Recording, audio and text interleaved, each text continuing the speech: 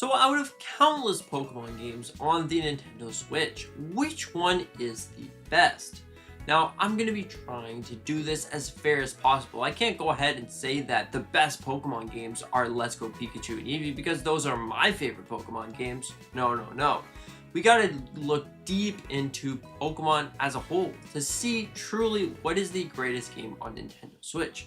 Now you could say the easy answer as Pokemon Legends Arceus, Pokemon Sword or Shield, or Pokemon Scarlet and Violet. But if we were truly looking at all of the Pokemon games on Nintendo Switch, which one will stand on top and become the greatest Pokemon game on the Nintendo Switch? Now that Pokemon Legends ZA is releasing in a matter of months, or a matter of weeks we should say, this is a perfect time to look back on the Nintendo Switch's history with Pokemon. Now starting off with the first ever game that we got on the Nintendo Switch 2, or the Nintendo Switch I should say, Pokemon Let's Go Pikachu and Eevee. Now although these weren't liked by many Pokemon fans, they still hold their community of Pokemon fans. Not only do the games actually look good, but the gameplay was so smooth and gave you a unique experience for Pokemon. Now, it tied in aspects with Pokemon Go and made it real easy to catch Pokemon in the real world and transfer them over to Pokemon Let's Go Pikachu and Eevee. It definitely was that unique Kanto experience once again in a brand new art style and a brand new light. But if we were going to look at, is this actually the best one? Probably not, because there was missing a lot of aspects that modern Pokemon games have, such as battle mechanics. Now you were able to battle with your friends, but battling online. But this game also had multiplayer, which was really great for the time. You can just hop on, play right beside your friend, and you can have split screen, which is really nice. You can just play two players at once on Pokemon Let's Go Pikachu and Eevee. Now taking a little bit of a step up with Pokemon Sword and Shield, or should we say a step down because of the trees. Now the trees definitely were a giant concern throughout Pokemon Sword and Shield's life, and I feel like the Pokemon Company has stepped this up, and now the trees on the Isle of Armor actually look pretty decent. Now, not only that, but we also had some concerns and some worries about the game because it felt a little bit stale in my opinion. The main story I thought was pretty good, but there definitely wasn't much to do when you weren't either in the wild area or you were going to try to catch Pokemon. It kind of felt bland with less Pokemon appearing and just looking really weird.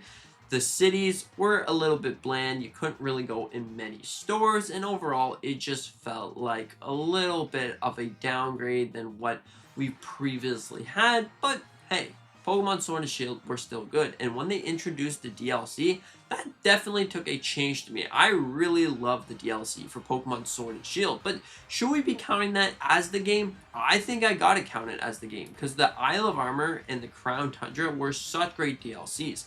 Not only were you able to explore the entire island of the Isle of Armor, catch Pokemon that you've always wanted, and honestly, the story was pretty good by trying to get your bear to learn his abilities, either fighting or fire or something, or water, which was pretty interesting.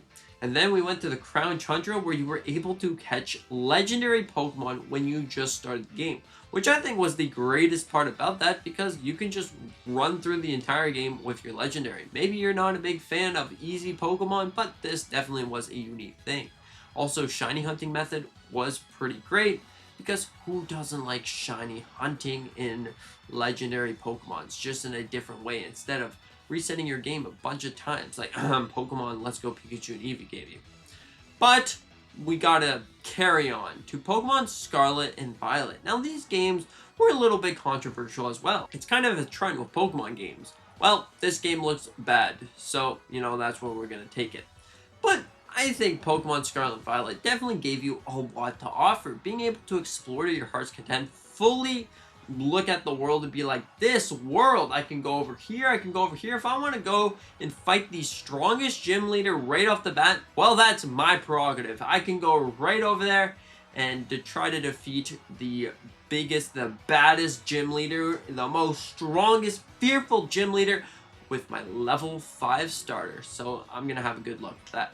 But overall, you were able to explore really anywhere, but the one big problem with exploring pretty much everywhere is the Pokeball, and you still had to complete the main story before catching higher level Pokemon. So that, in regards, is a little bit disappointing, but what the game definitely had to offer was the shiny Pokemon. The sheer amount of shiny Pokemon that you can collect by using the sandwich method and with the shiny charm boost, there was so many shiny Pokemon that you can get. Maybe you say that this is a bad thing or a good thing, but you know, different ways, different people like different things. You didn't have to catch the shiny Pokemon. If you want to catch a shiny Pokemon, you could catch the shiny Pokemon. If you didn't, well, you can go back to a different game. It was completely your way to play, and I think that that is what is pretty great about Pokemon Scarlet and Violet. And also the DLC really implemented some pretty unique things. Now, in my opinion, I wouldn't say that this DLC was as good as the Sword and Shield DLC, but it still was a good one. Now, you had Kitakami and the Blueberry Academy.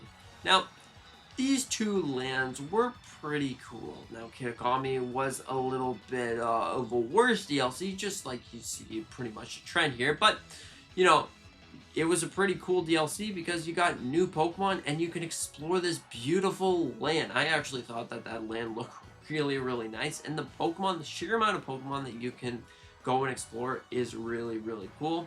Overall, that DLC was great. But now when we went to the Blueberry Academy, you were able to get the starter Pokemon of your dreams, and they introduced an ability that allows you to fly and control Pokemon. If you've always wanted to be a Pokemon, well then, you best believe it, Pokemon Scarlet and Violet was right for you. You can become whatever Pokemon you wanted. If you wanted to be a Pikachu, you can run around as a Pikachu. If you wanted to be a Rayquaza, you can float around as a Rayquaza. It was completely your journey and your adventure. Different Pokemons have different speeds, just like the real thing you would come to expect. But then when it came to shiny hunting legendaries, something that Sword and Shield did really well, we were hoping that we would see some sort of Terra Raid battles that introduced shiny Pokemon, but that was never the case. It was back to the old routes of trying to get your Pokemon by soft race setting. But oh wait, you couldn't shiny hunt in the DLC, which was a little bit sad. Like, really sad, I'm not gonna lie. Because this would have kept the game alive for so much longer if everyone was trying to get shiny Pokemon from these games with a special mark. So, in that regards, I would say that these games are a little bit of a downgrade. Now, moving over to the third-party Pokemon games, or not-so-mainline Pokemon games, if you would call it.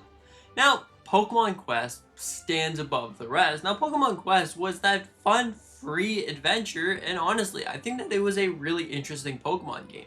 And are we going to say that this is the best because it's interesting and it's free?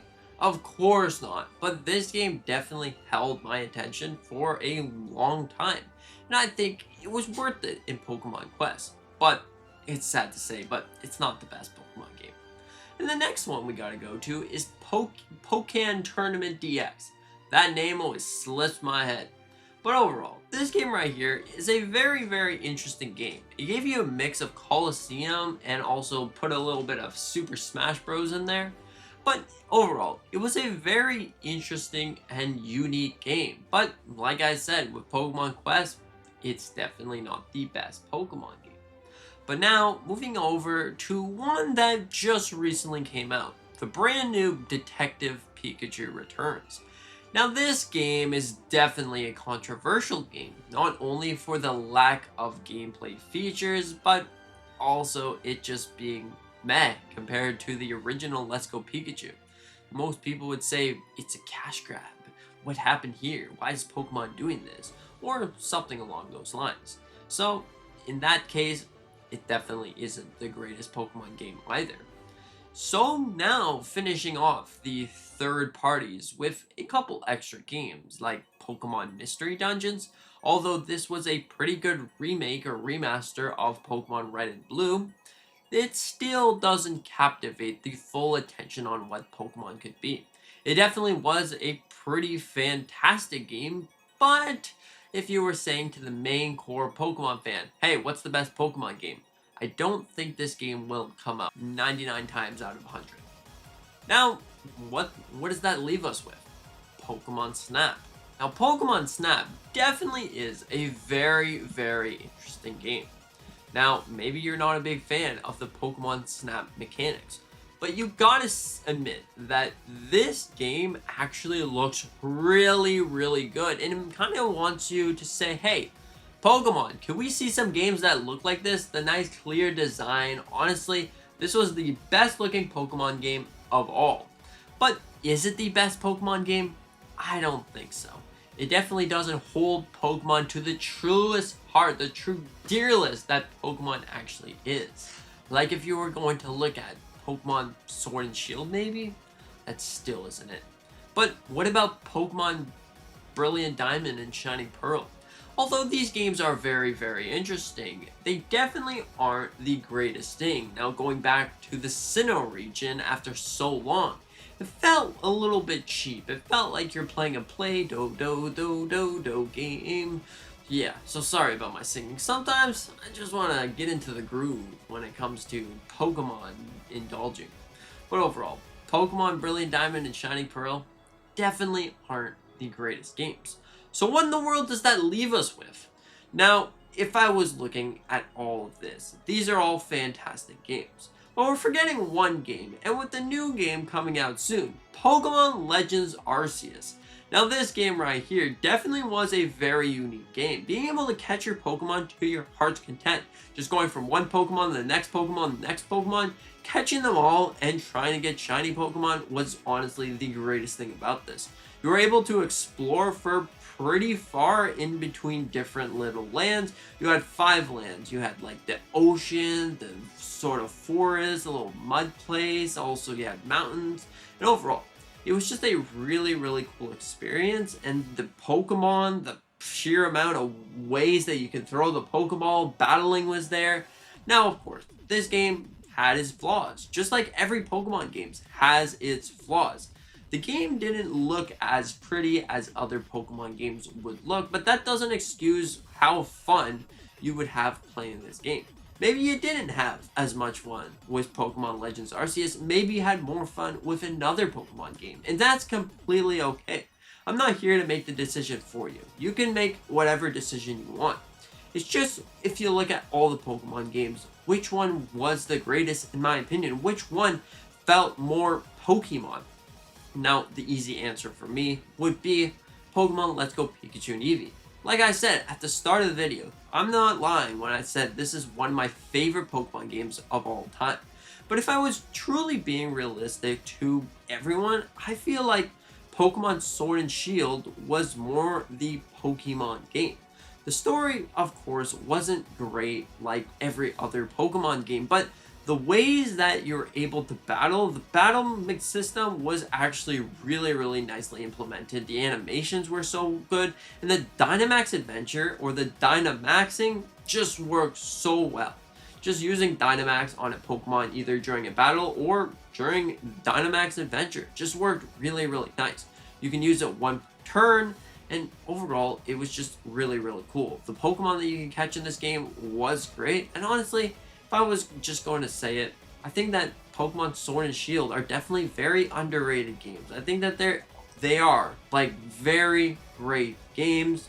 So that's pretty much where I'm gonna leave it. Pokemon Sword and Shield are the greatest games on Nintendo Switch. Now, of course, you can make your own decision in the comment section down below. I would love to know, what is your favorite Pokemon game? Or what do you think the best Pokemon game on Nintendo Switch? For me, my favorite one, like I said, Let's Go Pikachu and Eevee. So that doesn't change my mind. Let's Go Pikachu and Eevee are the greatest games on Nintendo Switch, but probably not for everyone. Anyways, thank you so much for watching. I hope that you enjoyed. I hope that you maybe agree with me that Sword and Shield felt more like a Pokemon game. Or is it Scarlet and Violet for you? Or Legends Arceus? Or Let's Go Pikachu and Eevee? Yeah, that's a good choice. Anyways, thank you so much for watching. Have a fantastic day. See you in the next one.